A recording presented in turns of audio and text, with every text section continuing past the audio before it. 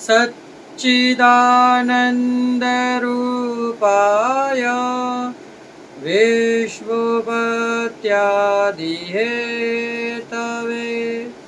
तापत्रयविनाशाय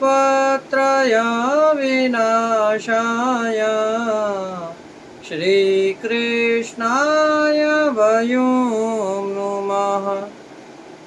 पुष्टिमार्गीय सर्वज्ञ करुणारसपूरिता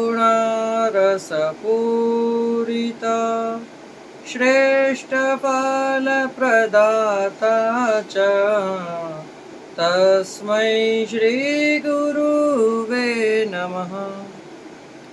जय श्री कृष्ण, राधे राधे। जय श्री वल्लभ प्रियजनों, दास का प्रणाम स्वीकार करें। तो दास आज उपस्थित है आपके सामने पुत्रदा एकादशी की कथा को लेकर। तो सर्वप्रथम तो पुत्रदा यानी कि पवित्र एकादशी की आप सभी को खूब खूब मंगलमय बधाई और शुभकामनाएं। जिन माताओं बहनों को पुत्र नहीं है, हम ठाकुर जी से विनंती करते हैं कि इस कथा के माध्यम से उन्हें पुत्र रत्न की प्राप्ति हो, और जिनके पास पुत्र है उन माताओं और बहनों के पुत्र की आयु लंबी हो। आज पवित्र एकादशी का दिन, पवित्रा। तो आज के दिन भगवान यानी कि ठाकुर जी ने श्रीमद् वल्लभाचार्य जी को, जिस समय वल्लभाचार्य जी अपनी दक्षिण यात्रा को विश्राम देकर और व्रज में पधारे थे, तब मथुरा में एक रात्रि आप श्री विश्राम कर रहे थे यमुना जी के तट पर। तब ठाकुर जी ने प्रकट होकर और आप श्री को आज्ञा करी कि इस लोक में कितने ही ऐसे दैवी जीव रमण कर रहे हैं, तो आप उन्हें ब्रह्म संबंध दीक्षा प्रदान करिए।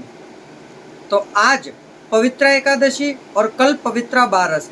तो आज के दिन ठाकुर जी ने आज्ञा करी थी, और आप श्री ने कल यानी कि पवित्रा बारस के दिन दामोदर दास हरसाने जी को सर्वप्रथम यानी कि पुष्टि मार्ग में जो सबसे पहले वैष्णव हैं वो है दामोदर दास हरसाने जी, उनको ब्रह्म संबंध मंत्र दिया और उन्हें वैष्णव बनाया। अब आते हैं लौकिक की तरफ।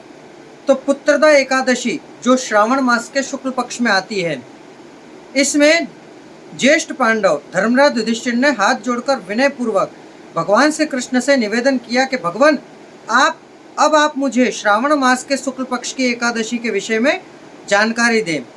तब भगवान मधुसूदन ने आज्ञा करी कि राजन, श्रावण मास के शुक्ल पक्ष की एकादशी को पुत्रदा एकादशी कहते हैं। इस एकादशी के महात्म को जो कोई भी सुनता है उसे वाजपेयी यज्ञ का फल प्राप्त होता है। तो अब इसके बारे में एक छोटी सी कथा हम आपको सुनाने जा रहे हैं, सुनिएगा। द्वापर युग के प्रारंभ की बात है। माहिष्मती नामक एक नगरी थी। वहाँ के राजा का नाम था महाजीत।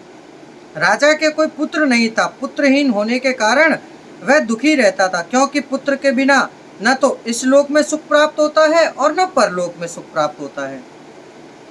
राजा ने पुत्र प्राप्ति के अनेक प्रयत्न किए पर सफलता नहीं मिली। राजा जब वृद्ध हुआ तो पुत्रहीनता का दुख उसे और भी अधिक सताने लगा। एक दिन उसने अपनी प्रजा को एकत्रित करके सबको संबोधित करते हुए कहा, मैंने अपने जीवन में कोई पाप नहीं किया है, कभी भी अन्याय करके प्रजा से धन नहीं बटोरा है, देवता या ब्राह्मणों का धन भी कभी नहीं छीना है, किसी की धरोहर को कभी नहीं हड़पा है, प्रजा का पालन पुत्र की तरह किया है, कभी किसी और को मेरा झुकाव या द्वेष नहीं रहा, सब पर मेरी समान दृष्टि रही है। पर इस प्रकार धर्म का पालन करते हुए राज्य करने पर मैं पुत्रहीनता का असहसा कष्ट भोग रहा हूँ। क्यों? आखिर इसका कारण क्या है? मैं समझ नहीं पा रहा हूँ। राजा महाजीत के कथन से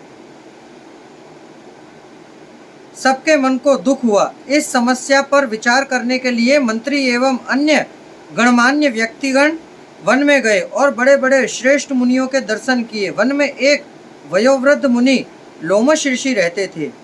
वे सब उनके पास गए।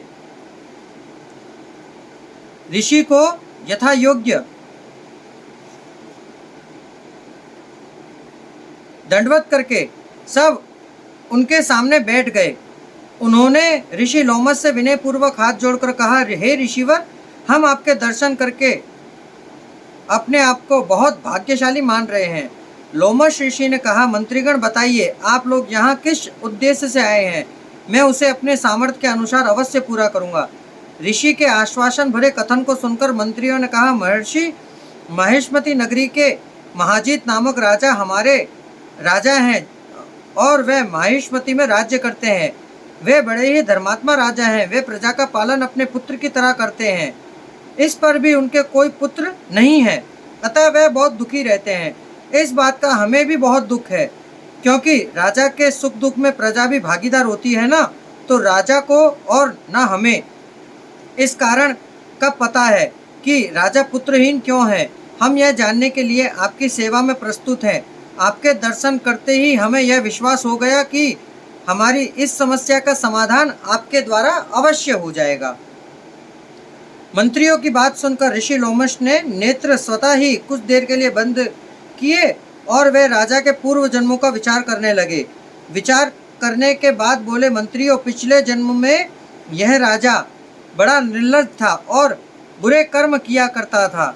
इस सिलसिले में एक से दूसरे और दूसरे से तीसरे इस प्रकार गांवों में घूमता रहता था। एक बार ज्येष्ठ मास के शुक्ल पक्ष की द्वादशी को इसे बड़ी भूख लग रही थी। पिछले 2 दिनों से इसे भोजन नहीं मिला था। उस दिन यह एक तालाब पर पानी पीने गया। वहाँ एक गाय पानी पी रही थी। गाय उसी समय ब्याही थी। इस राजा ने उसे वहाँ से भगा दिया और स्वयं पानी पीने लगा। इसलिए अब इसे यह दुख भोगने पड़ रहे हैं।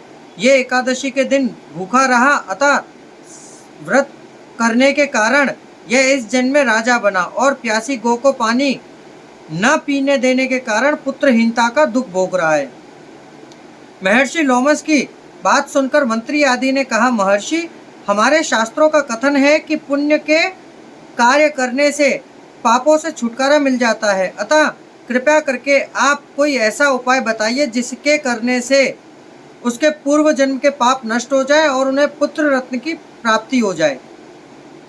उनकी बात सुन लोमस ऋषि बोले, श्रेष्ठ प्रजाजनों, यदि आप सब लोग श्रावण मास के शुक्ल पक्ष की एकादशी का व्रत और रात्रि जागरण करें तो उसके फल का संकल्प राजा के नाम छोड़ दे तो आप लोगों के राजा को पुत्र प्राप्त हो जाएगा, साथ ही उसके सब दुख दूर हो जाएंगे।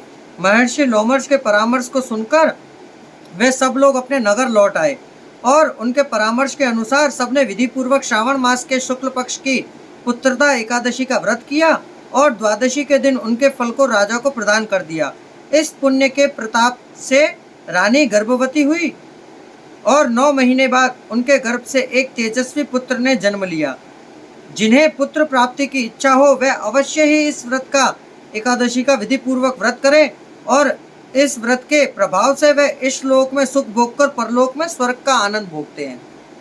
तो प्रियजनों, ये थी पुत्रदा एकादशी की कथा। अब इसमें क्या फलाहार लेना चाहिए? तो पुत्रदा एकादशी में भगवान विष्णु का पूजन करना चाहिए और पुत्र प्राप्ति के लिए प्रार्थना करनी चाहिए और आहार में गुड़ की बनी हुई सामग्री आरोगनी चाहिए और ठाकुर जी को धरनी चाहिए। तो प्रियजनों, ये थी पुत्रदा एकादशी की कथा। ये कथा आपको कैसी लगी तो आप हमें कमेंट बॉक्स में अवश्य बताइएगा। आप दास को आज्ञा दीजिए। जय श्री कृष्णा, राधे राधे, जय श्री वल्लभ।